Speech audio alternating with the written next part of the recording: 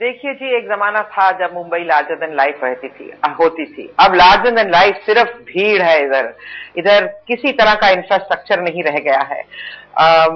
Over building हो चुकी है। पॉलिटिशियन बिल्डर नेक्सस जो है, उसके कारण यहाँ पर सिक्योरिटी किसी चीज में नहीं रह गई। और जो यहाँ की सरकार है 12 साल से, उनको तो इसकी सिक्योरिटी के बारे में मेरे ख्याल से ख्याल भी नहीं आता, ना ही केंद्र की सरकार को। इनकी पॉलिसीज ही इतनी गलत हैं, जिन्होंने आकर जब टेररिज्म जैसी चीज को के अगेंस्ट लड़ना, आतंकवाद के अगेंस्ट लड़ना हो, तो पॉलिसीज बहुत स्ट्रांग होनी पड़ती हैं। और आपको जितने हमारे लॉज थे, पोटा टाड़ा सब निकाल दिए। आप गुजरात को ले लीजिए, अक्षरधाम के बाद वहां पर कोई भी टेररिस्ट इंसिडेंट क्यों नहीं हुआ? क्योंकि वहां की जो सरकार है, उन्होंने प्रीएम्प्टिव बहुत स्ट्रांग उन्होंने अपने आप को बनाया। मजाल नहीं होती किसी की वहां पर जाकर कुछ कर सके। और वहां पर इंडियन मुजाहिदीन के पता नहीं कितने लोग पकड़े हुए हैं 4 साल से, लेकिन जो ये सूडो इंटेलेक्चुअल्स हैं या जो कि ह्यूमन राइट्स के ऊपर अपनी दुकान खोलकर बैठे हैं, उन लोगों ने उनको ट्रायल पर ही नहीं आने देते हैं। वो ये बहुत जरूरी है कि टेररिज्म के अगेंस्ट इतने स्ट्रांग स्टेप्स लिए जाएं कि ये डिटरेंट बने। कोई किसी की हिम्मत ही ना बने हो कि इधर आकर हम लोग टेररिस्ट अटैक कर सके। उनको पता है कि हमारी जो केंद्र की सरकार है और हमारी जो महाराष्ट्र की सरकार है, वो इस मामले में बहुत नरम है। तो इसलिए यहां पर आराम से आकर जिसको जो गतिविधि करनी होती है करके चला जाता है। और मरता कौन है? आम इंसान मुंबई का। बिल्कुल किरण जी, आप जो बात कह रही हैं बहुत वाजिब है। आखिरकार झेलता है आम आदमी। इस वक्त शोभा डे भी हमारे साथ जुड़ रही हैं। शोभा जी, हम आपसे ये जानना चाहेंगे, मुंबई एक के बाद एक लगातार हमले झेलती आ रही 1993 से। हर कोई कहता है कि अब और नहीं होगा, लेकिन होता वही है।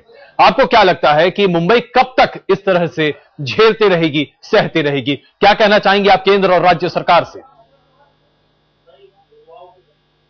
कौन कह रहा है कि ये वापस होने वाला नहीं है? सिर्फ राहुल गांधी कह रहे हैं, और कोई तो नहीं कह रहा है। मुंबई के जो लोग हैं, मुंबईकर जो हैं, they are absolutely fed up. ऐसे जो रीअश्योरेंस दे रहे हैं सेंटर से, even the prime minister coming here, सब वही कह रहे हैं जो हम समझते हैं बहुत मीनिंगलेस क्लीशेज हो गए हैं। किसी ने सोल्यूशंस दिए नहीं है, किसी ने रीअश्योरेंस दिए नहीं है, और किसी ने ये भी नहीं कहा कि this a failure of the government, is the failure of the state government.